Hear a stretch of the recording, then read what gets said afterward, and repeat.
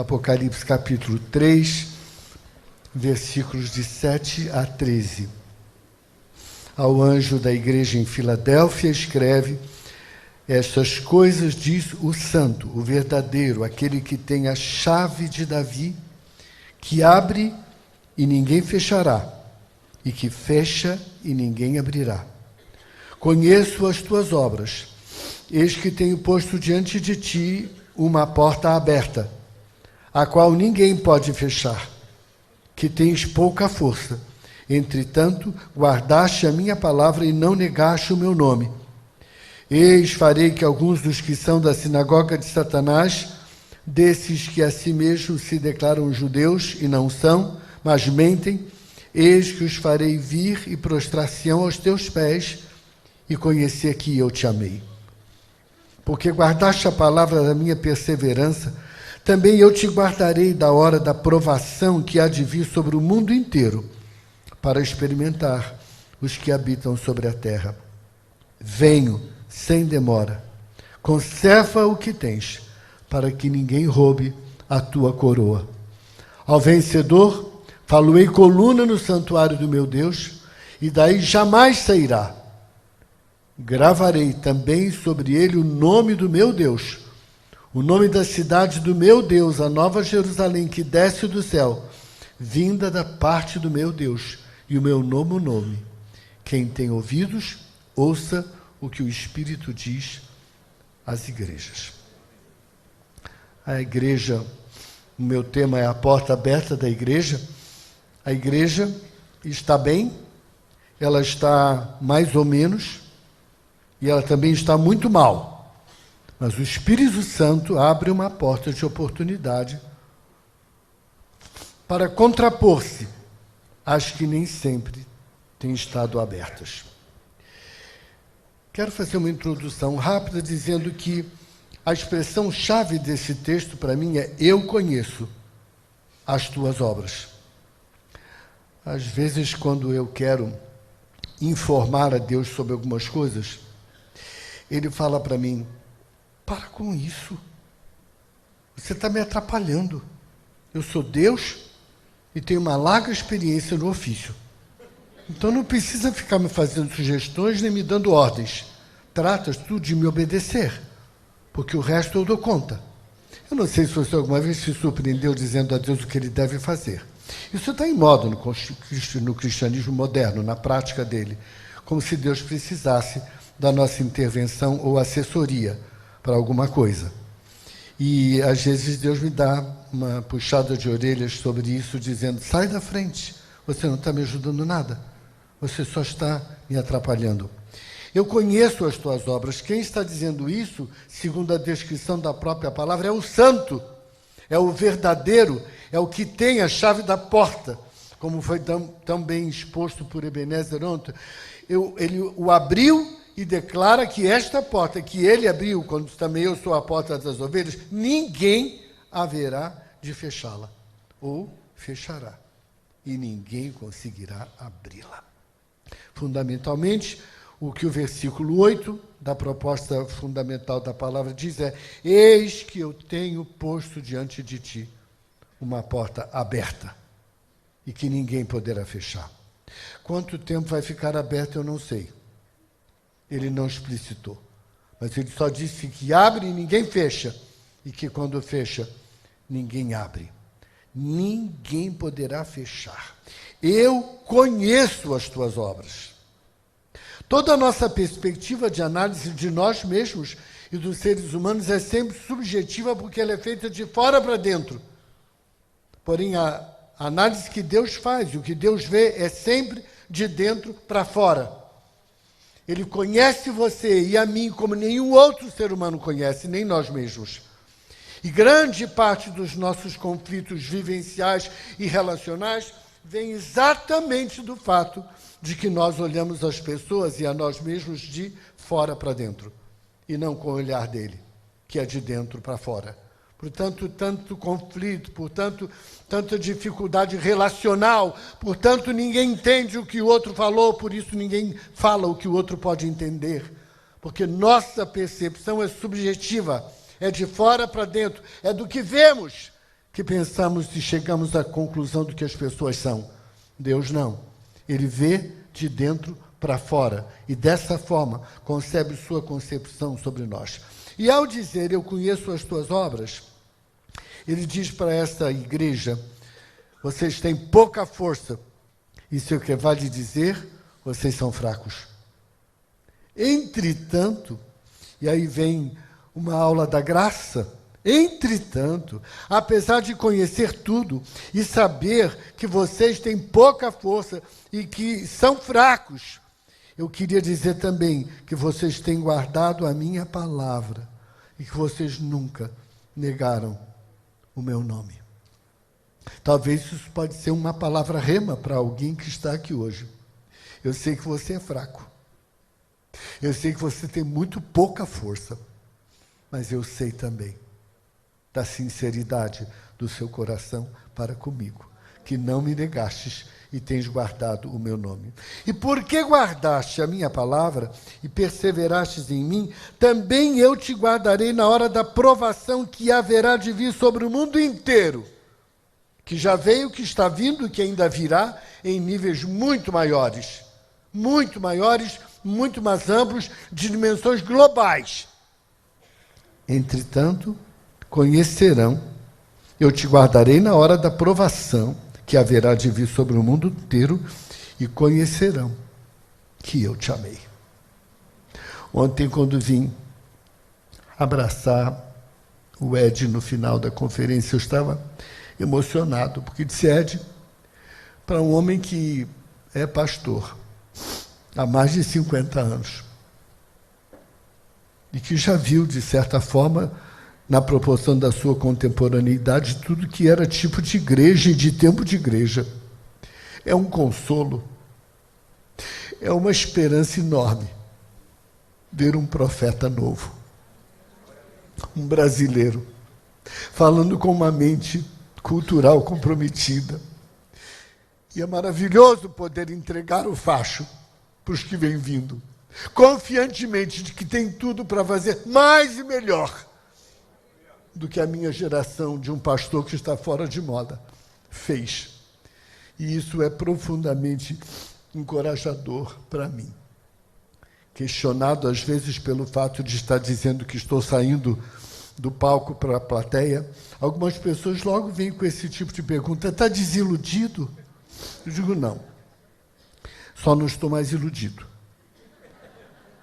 E creio que há tempo para todo propósito.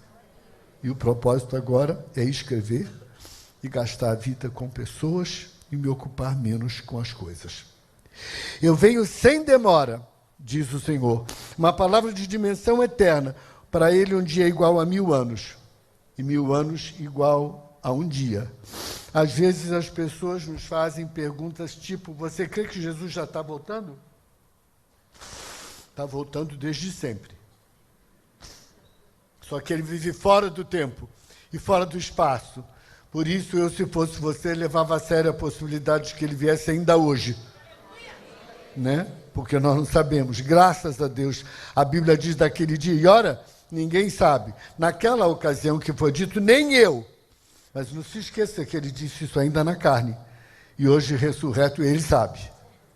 E não virá nem antes, nem depois. E não estará à mercê de vaticínios humanos, ou da igreja ou de fora dela. Virá no tempo certo, na plenitude dos tempos. Trate de viver bem o dia de hoje. Conserva o que tens, para que ninguém tome a tua coroa. Queria pontuar, isso é uma introdução, eu queria pontuar de 3 formas.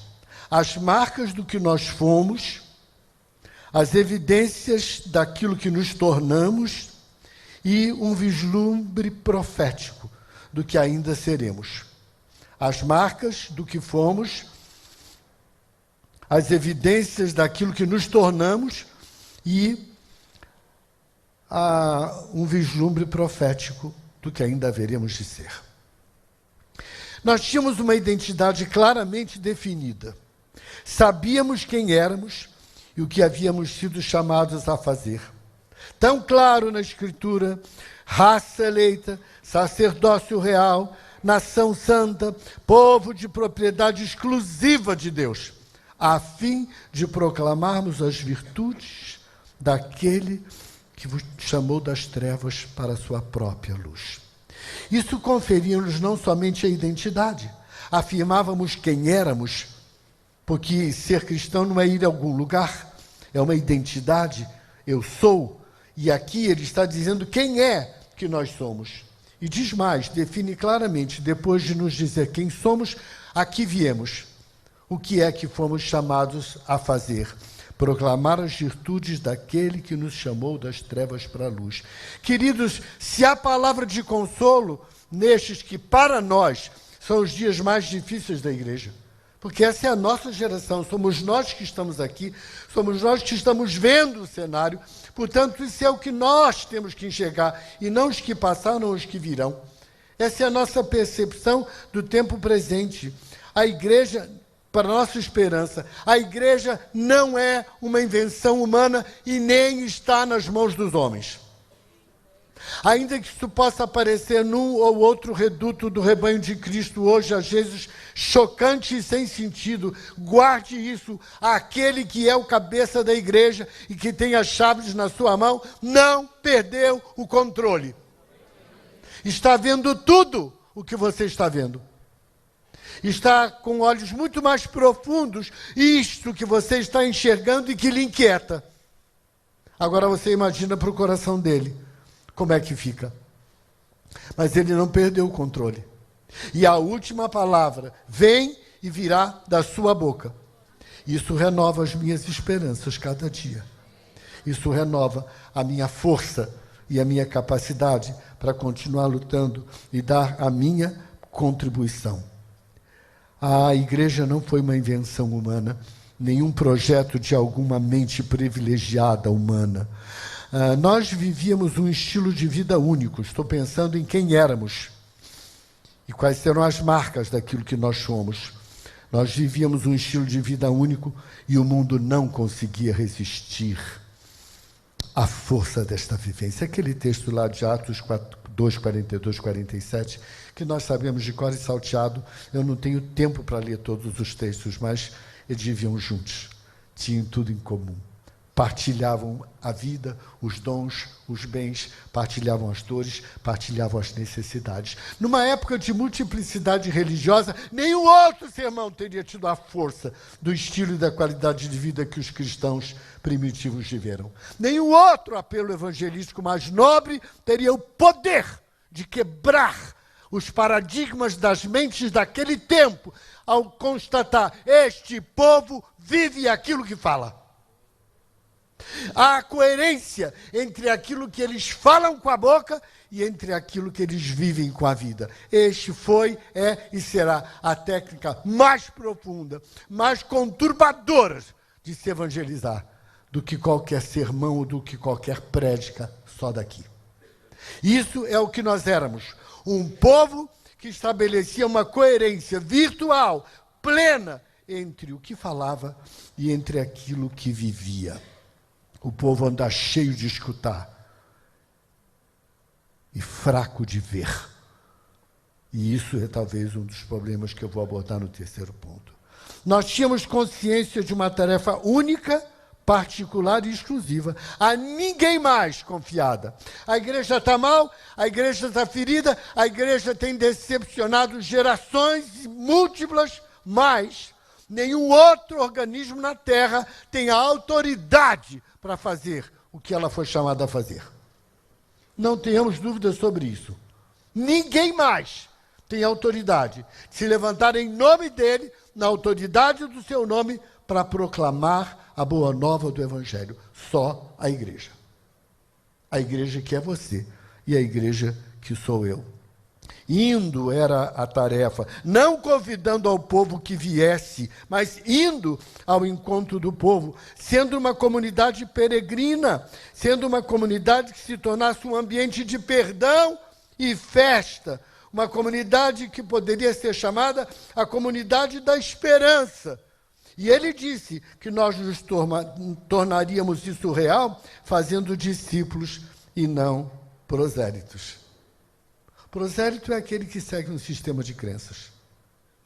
Discípulos são aqueles que seguem um homem divino, ressurreto, vivo. Há uma diferença radical entre seguir e sistematizar a vida com base em crenças, que, afinal de contas, todos têm de alguma maneira. Por que eu vou ter que dizer que as minhas crenças são as melhores? Para eles, as deles têm o mesmo nível de profundidade. Mas quando eu sigo alguém e digo, venha comigo, ver quem é este a quem eu sigo, você entrou no terreno da fé e não da religiosidade. E o que nós recebemos como ordem foi essa: façam discípulos e não prosélitos. Porém, por que o discipulado às vezes está na moda, às vezes não está na moda? Porque ele custa a vida. Ele não é a ideia do momento. Ele não é a moda do último grito, que nessa época de descarte contínuo está sempre atraindo muitos, porque é rápido. É agora, de acordo com a mentalidade deste tempo presente, uma coisa que se faz rápido, com grande produtividade, a ponto de, quando nós nos encontramos, às vezes até em grupos de pastores, a disputa é quantos batizou? Mas nunca se pergunta quantos perdeu. Porque seria vergonhoso saber que o que é mal ganho, logo se perde. Entretanto, nós precisamos entender que o foco central da vida da igreja é fazer discípulos. Que qualquer projeto, por mais relevante que seja, não poderá ser de êxito permanente se não levar a sério a única coisa que ele mandou que fizéssemos. Mateus 28 pega o Senhor prestes a subir aos céus. E ele chama ali o seu grupinho para bem perto e diz, olha, se você não guardou mais nada do que eu disse, guarde agora. Vocês vão e façam discípulos de todas as nações, batizando-os em nome do Pai, Filho e Espírito Santo. Eu estarei convosco, com vocês, como eu estarei com vocês para sempre. Discipulado é um trabalho artesanal. Discípulos não se produzem em massa. Discípulos são um projeto pessoal que a gente leva a vida inteira para fazer. Um a um. Nesta época em que quantidade está acima da qualidade, é meio difícil seguir a obra que o mestre mandou. O discipulado era o único e o central projeto para a igreja, para a vida deste povo peregrino. Se falharmos nisso, por maior êxito que tenhamos tido em outras áreas, teremos perdido o foco daquilo que o Senhor nos chamou a fazer. Quero fazer uma observação muito respeitosa a ministérios como, por exemplo, o ministério que temos hoje em diversas áreas, o CRAU trabalhando com finanças, o Casados para Sempre trabalhando com famílias em crise, uma série de outros ministérios que temos com solteiros adultos, graças a Deus por todos eles. Mas sabe por que Deus teve que levantar tudo isso? Porque a gente não fez o que devia fazer. Se nós tivéssemos um projeto sério de discipulado, que quando uma pessoa é convertida, ela vem e vai se gastar anos com ela, nós não precisávamos desses ministérios. Elas teriam aprendido ali como é que se é um casal bem-sucedido, como se é uma família bem-sucedida. Eles teriam que botar as dimensões da sua afetividade em ordem, eles teriam que entender que eles foram salvos não para si mesmos, mas para serem instrumentos de Deus na vida de outros. Eles teriam que entender que não tem esse negócio que esse é missionário e o outro não é, porque todos somos. Outro dia eu estava lidando com um grupo de jovens de idade avançada, de idade bem recente, mas já aos 27 anos, o pessoal hoje tem mestrado. E conversando com eles, eu pensei, meu Deus, será que teria uma igreja que teria coragem suficiente para... Uma igreja que no fim do ano tem pelo menos 30 jovens entrando na universidade. Vamos ter um programa de discipulado sério, que vai pegar esses jovens desde o dia que eles entram na faculdade. Poderíamos ter 2 programas de vertentes diferentes, um para a parte tecnológica, outro para a parte humanística, filosófica, e nós vamos acompanhá-los durante todo o período do curso deles na faculdade. Vamos encostar um casal maduro na fé junto a eles, cada um deles, e durante todo o seu curso universitário, eles serão acompanhados. E ao final, no culto de graduação que nós podíamos fazer, colocar aquela juventude toda na frente, o presbitério impor as mãos sobre elas e consagrá-los missionários no contexto das missões urbanas. Não custa dinheiro, custa visão, percepção. Ninguém seguraria uma igreja que anualmente soltasse 20 ou 30 missionários ordenados, médico, advogado, empresário, militar, de todas as áreas profissionais. Assim poderíamos influenciar a necessidade dos nossos dias. Mas a gente é capaz de levantar até o último recurso para mandar alguém para a África, e eu sou totalmente a favor. A gente é capaz de reunir todos os recursos para mandar para uma igreja sofredora, e eu sou totalmente a favor. Mas nós esquecemos de olhar o lugar onde estamos. E a pleiade missionária que a cidade onde vivemos se constitui.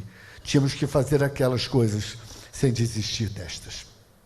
Discipulado continua a ser o projeto central da igreja.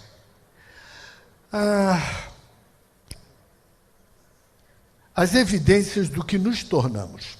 Falei sobre as marcas do que fomos. Quero falar sobre as evidências do que nos tornamos. Há um conflito radical entre o organismo vivo e a organização. Creio que um dos maiores pecados do nosso tempo é a idolatria institucional. Eu quero ressaltar, irmãos, que se há alguma coisa mais pesada, no sentido de força ou de conteúdo, eu digo com a imunidade de não ter passado dos meus últimos 55, 60 anos um dia fora da igreja. Totalmente comprometido. Gastei a adolescência, gastei a juventude, gastei a maturidade, estou gastando a velhice. Portanto, eu não sou alguém que está do lado de fora apedrejando, porque eu sou a igreja. Toda referência crítica, no sentido analítico, que faço sobre a mesma, tem a ver com a minha própria responsabilidade diante disso tudo, porque você não pode nem elogiar, nem criticar de qualquer dimensão a igreja, sem estar falando de si mesmo, porque a igreja é o que nós somos.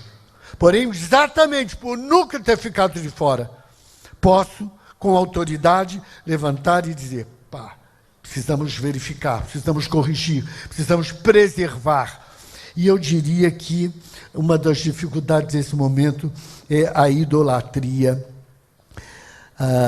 organizacional, a idolatria de identidade que nós temos, a organização.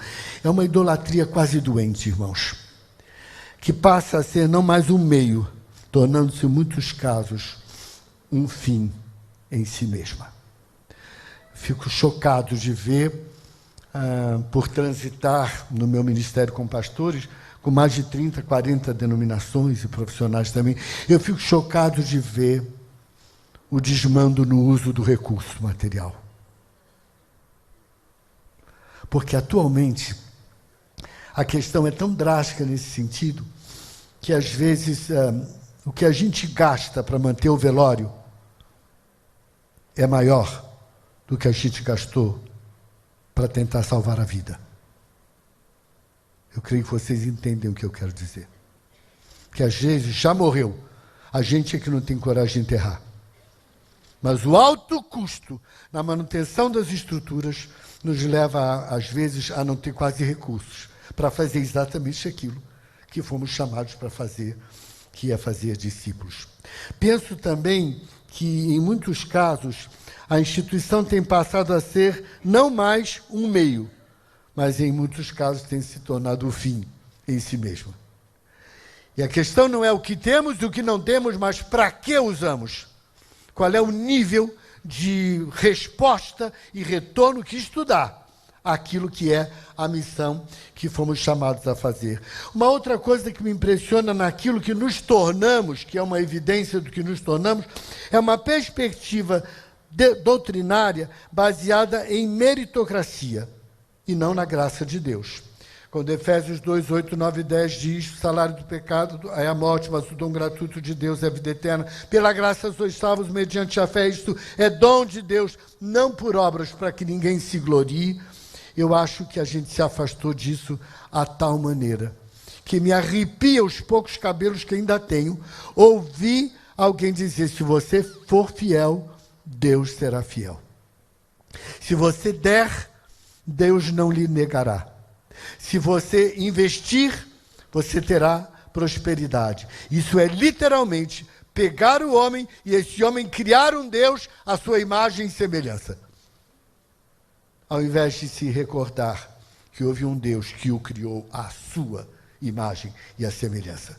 Esse Deus manipulável, esse Deus que só me der se eu der, esse Deus que só será fiel a mim se eu for fiel a Ele, não é o Deus da fé cristã, revelado em Jesus Cristo. Esse é um Deus coisificado, é um empregadozinho à minha disposição, que vai onde eu mando que vá, que ata o que eu mando atar, que corta o que eu mando cortar, que cura quem eu mandar curar. Esse Deus não é o Deus da fé cristã.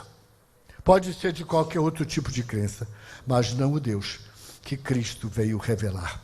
A vida cristã não pode ter uma perspectiva doutrinária, por isso, pela graça sois salvos mediante a fé, baseada em meritocracia. Quer dizer, porque eu sou assim, assim, assim, Deus vai fazer. Porque eu tenho uma série de qualidades, eu dou o dízimo, imagina se eu não vou prosperar. Quando você não encontra ainda algumas comunidades de fé que têm a coragem de postar no hall de entrada um quadro com o nome dos dizimistas. Aquilo que ainda era um desafio para o judeu que vivia da esperança, ainda continua a ser o desafio de um cristão 2000 anos da história. Aquilo que não se via nem para princípio tem se tornado um fim. E hoje o indivíduo é considerado pós-graduado porque dizima no fim do mês, quando o padrão do reino de Deus é tudo e não 10%.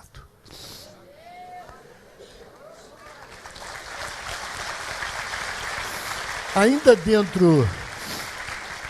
dentro das evidências do que nos tornamos, o choque agudo entre fé e religiosidade.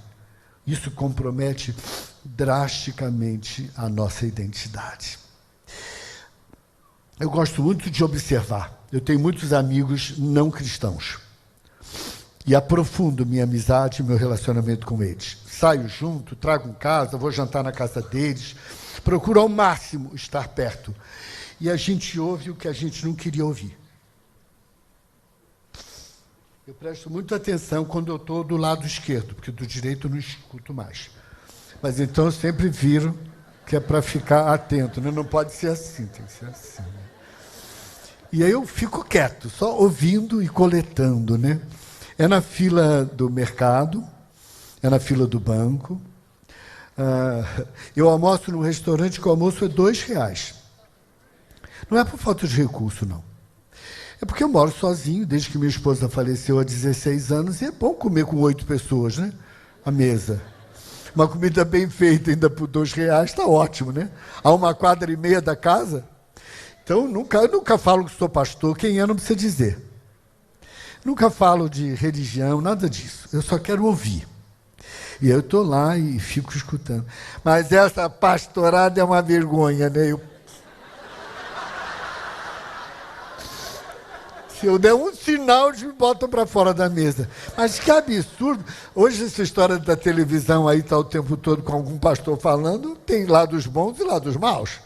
E um deles é que o povo ouve e observa. Mas você viu aquela Bíblia que estava vendendo por R$1.000 e tinha que telefonar em 10 minutos, senão perdia a fila. E a minha disciplina é não poder falar nada. Mas eu vou ouvindo, eu vou coletando as histórias. Meus irmãos, com perdão da má palavra, me dá medo porque está gravando. Em algum contexto, igreja tem se tornado um templo pornográfico. No sentido correto, de uma coisa não desejável, de má reputação. Pastor, então, nem se fala. Tem alguns bancos que não recebem, tem uma direção correta de não dar empréstimos a pastores. Já vi isso em 2 deles. Isso não nos leve a mal, mas a orientação que nós temos é que, se for pastor, o processo tem que ser mais sério. Ora, eu sou de um tempo que, quando falavam assim, é crente, todo mundo dizia, isso é padrão de respeitabilidade. Quando falava, é um pastor, é um pastor. Era uma reverência, era um respeito. Não sei se era sincero, mas era um pouco melhor do que hoje. Então, eu não falo nada. Eu vou ceivando a ovelha, vou dando a graminha, vai chegar a minha hora, né? Mas não falo, porque, infelizmente, vivemos um choque agudo entre fé e religiosidade. Se eu endividasse, ser um cristão é fazer isso, aquilo, frequentar tais dias, tais horas, tá? Na hora tal, na hora tal, na hora tal, vai, porque você vai conseguir. E aí o indivíduo se afasta da cerne da mensagem do Evangelho. Aquele que está em Cristo é nova criatura. As coisas velhas passaram e tudo se fez de novo. E ainda pensa que é este grupo, ou aquele grupo, ou aquele grupo é que é o caminho e não Jesus. Isso é um prejuízo grave para os nossos dias. A hora está indo, a minha auxiliar me deu 10 minutos para terminar. O vislumbre profético do que ainda haveremos de ser.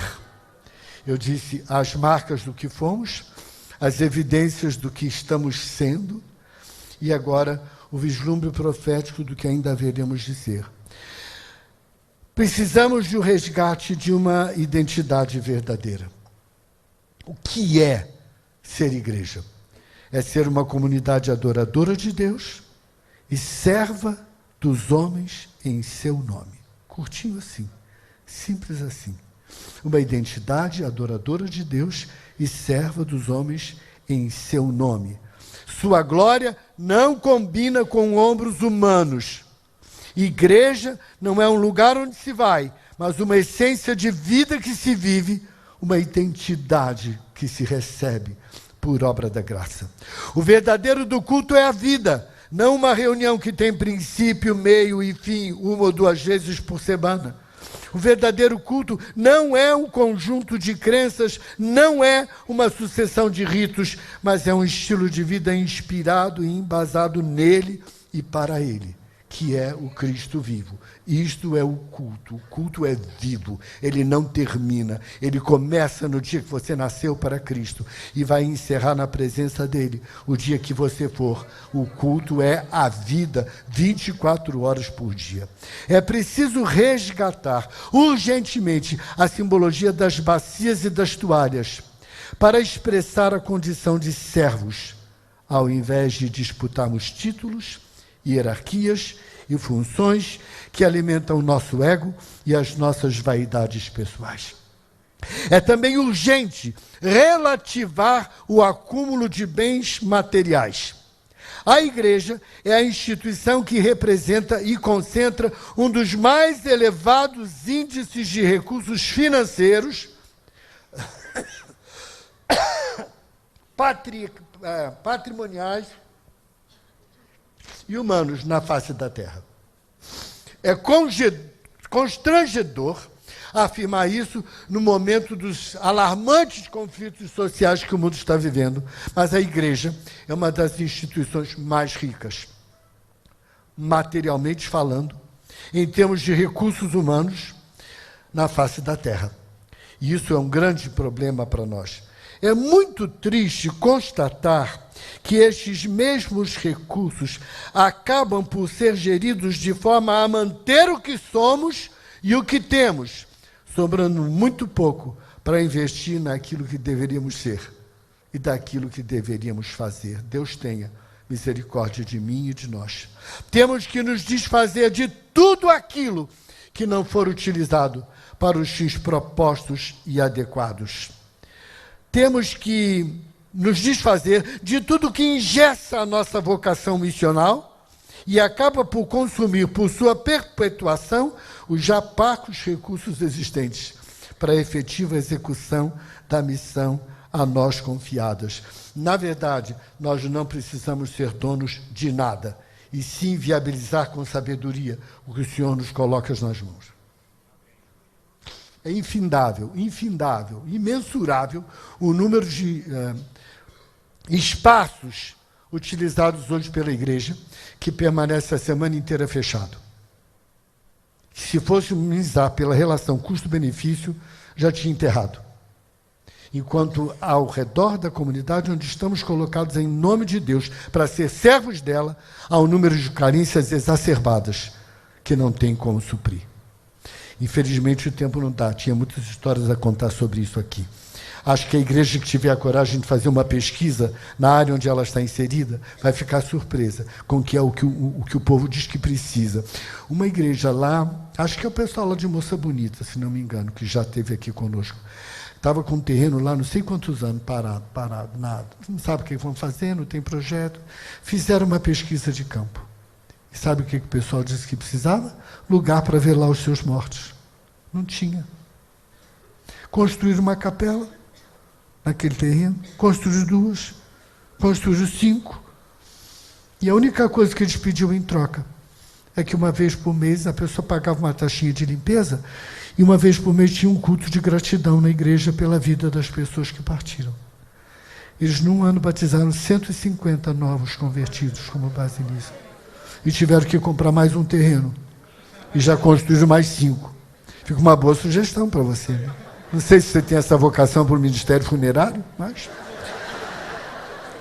Precisamos equacionar tudo o que conquistamos de bom.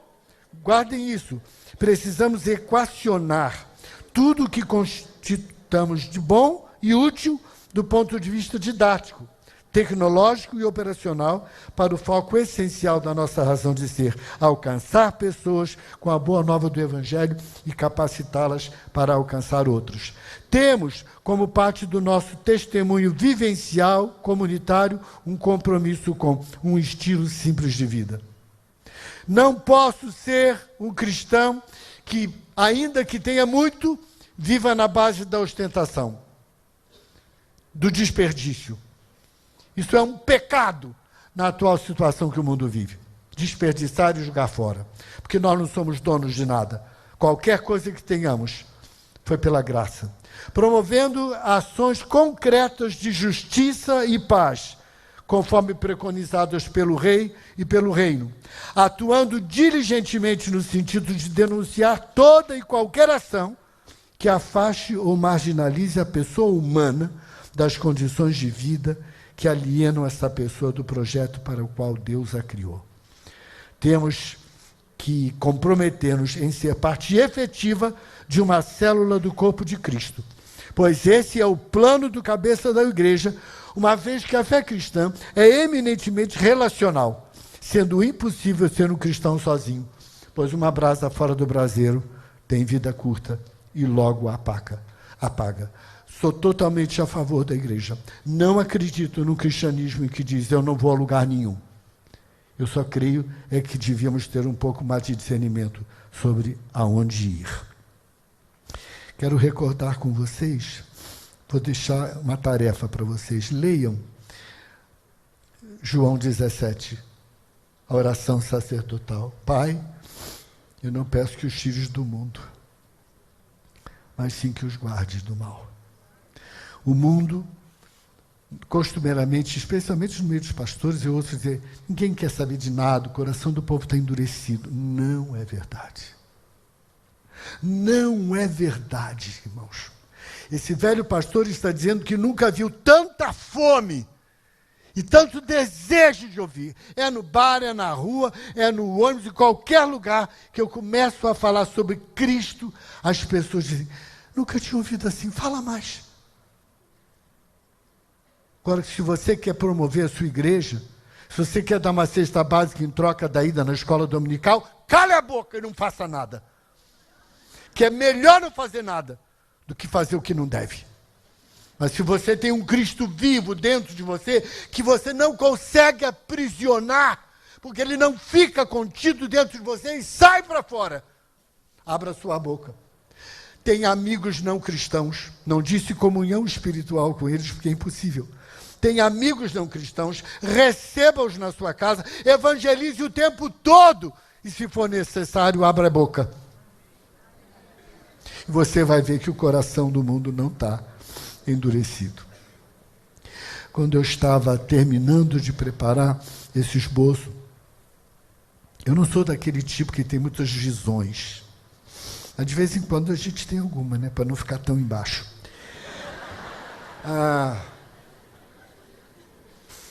Estava emocionado. Eu sou um estudioso da música popular brasileira. Fiquem tranquilos que eu não vou cantar dessa vez. A gripe me ajudou. Mas eu queria terminar. Enquanto estava concluindo a mensagem, me veio assim aquela imagem do nosso famoso Cristo Redentor. E Jesus de pé no Corcovado, encostado assim no Cristo e olhando a cidade e chorando convulsivamente. Me lembrei daquela contemplação dele sobre Jerusalém, né? Ao ver a dor do povo. Não estava mandando ninguém para o inferno. Estava chorando, que dizia: eu queria todos vocês comigo. E aí me veio à memória um profeta do povo. Para mim, os cantores e os compositores são profetas do povo. Me ajudem, que está difícil o parto de sair o meu livro sobre vertentes do reino de Deus na música popular brasileira. Mas eu me lembrei de uma música do Francisco Buarque de Holanda, o nosso Chico Buarque. E é com a letra dele que eu queria concluir. Tem certos dias em que eu penso em minha gente e sinto assim todo o meu peito se apertar. Porque parece que acontece de repente, feito um desejo de eu viver, sem me notar. Igual a como quando eu passo no subúrbio, eu muito bem, vindo de trem de algum lugar. E aí me dá uma inveja dessa gente, que vai em frente, sem nem ter com quem contar. São casas simples, com cadeiras na calçada, e na fachada, escrito em cima que é um lar. Pela varanda, flores tristes e baldias, como a alegria que não tem onde encostar. E aí, me dá uma tristeza no meu peito, feito um despeito de eu não ter como lutar. E eu, que não creio, peço a Deus por minha gente. É gente humilde. Que vontade de chorar.